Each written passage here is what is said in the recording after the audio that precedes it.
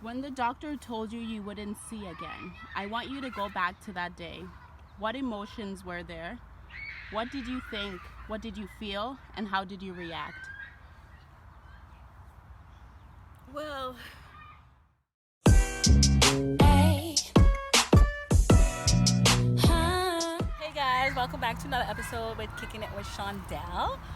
I am going to be answering some more questions today. I've received a couple more questions. Starting with question number 1. Do you see yourself as a burden? Ooh, that's a deep one. Sometimes I do, and sometimes I do because I know that it's an extra responsibility to go anywhere with me, and I require more help.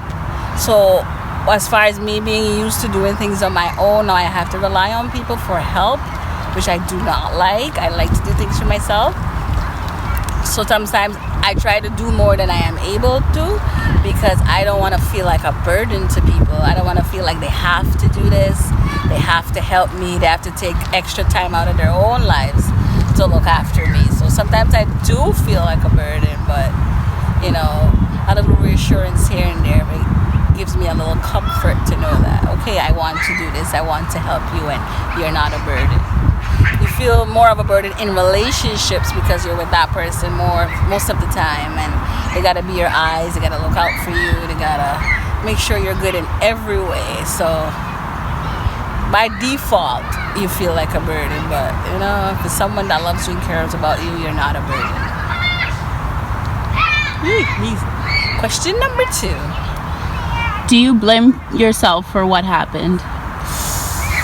Do I blame myself? I'm 50-50 on that. Sometimes I do because I felt like I could have taken care of myself much better, my health. I was a little carefree and a little rebellious, so all of that played a role in causing my health to, diminish. So I partially blame myself where I knew I could have done better, and I don't because I strongly believe that you cannot change the inevitable. So whatever happens is supposed to happen, and everything happens for a reason. When the doctor told you you wouldn't see again, I want you to go back to that day. What emotions were there? What did you think? What did you feel? And how did you react? Well, it's like a part of me had a feeling like something is not right. Sometimes you just know when your body is not right. And I had no expectations. I wasn't told yet, but I had a feeling that, okay, this might not be so good, but I was still hopeful, So I had already lost the one eye, my left eye, and I barely saw anything out of that. So now I'm in the room, the bandages, the lights are coming off. He's about to take off the bandages off of my right eye, and I'm so nervous and anxious. I had my brother and my mom in the room, and I'm just even more nervous as to what they would think, So bandages are off and I'm unable to see. It's not dark, but I cannot see anything in detail like I see now. Light and shadows, that's it. So everything in the room, I could barely see anything in the room. What I could see was a shadow, and I was like, oh shit, this is weird. Like, what am I seeing? What's gonna happen? My head was racing. Like, is this what it's gonna be? I was expecting or hoping to hear the doctor say, so we're gonna go do this and this more work on it. We're gonna do surgeries, and then maybe in this amount of time, there's hope. But instead, doctor said, yeah, we've done all we can at this point, and there's no more we can do. I mean, with time and technology will tell, but that's it for now. Now we just have to keep the eye as healthy as we can. And I just stay quiet, and I just let him continue reading out the news, and I was staring in the direction of my mom and my brother. I was waiting to hear a comment or some anger or something. Like I thought they were gonna yell at me or they were gonna cry or something, but it was just dead silence. So it was even more awkward, and I just kept holding back the tears, and eventually they started to trickle down because I'm like, this is it, Shondell, like, no more. You won't see your face again. You won't see anyone's face again. You cannot see again. This is it, Do you believe in God? And if you do, why do you think you had to face this struggle? Do I believe in God? And why do I think I have to face this struggle? Well, this all comes down to the saying that I believe in, which is you cannot change the inevitable, and everything happens for a reason. So if this was God's plan, He knows what He has in store for me. They say you go through many struggles to come out shining at the end of the road, right? Nothing good comes easy. So I think in a way this was to slow me down, because at the time that I lost my sight,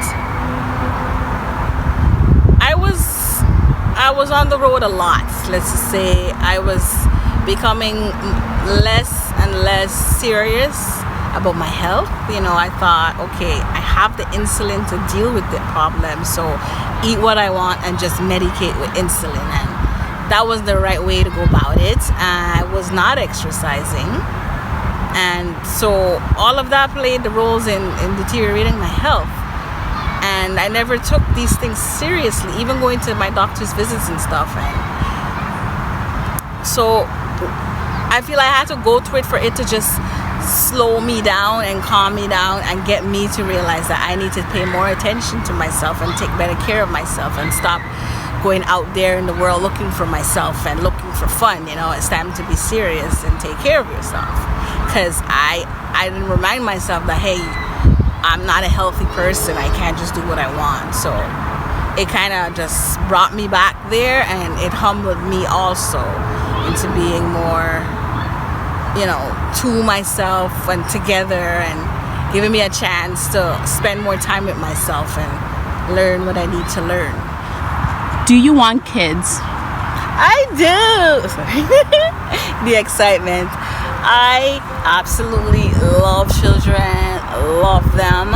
My favorite ages is from birth to 5, but I'd say most of all age 2 or 3, that's my favorite age. A cute little age where you can just have a conversation with them and they just crack you up. And the most difficult ages are the teenagers, or the tweens, where they think they're so grown. Yeah, but I love kids, and I plan on having, I don't want more than 3. 3 is my limit. I want twins. Triplets would be great, amazing, but so yeah, I will be having kids. I want kids. Also, if you have already reached that point where you're already losing your sight and you can't change that, or you have lost your sight, I would say don't give up. Keep hope, because there's still life out there. You're still alive. The main thing is you're still alive. You just have to take it day by day. Don't let yourself get consumed by your now disability. Just stay positive, have a good support system, and keep going strong. You cannot, the minute you back down and just give up, you start to lose yourself and it's over. So just stay positive, make sure you have a good support system. Maybe make sure you keep yourself occupied and around positive energy, and that's my advice. And I just want to say thank you guys for watching, and these questions were a little more intense. If you have more on any topic, I am also good at relationship advice. Just hit me up and we'll talk. Taking it with Shondell. See you next week.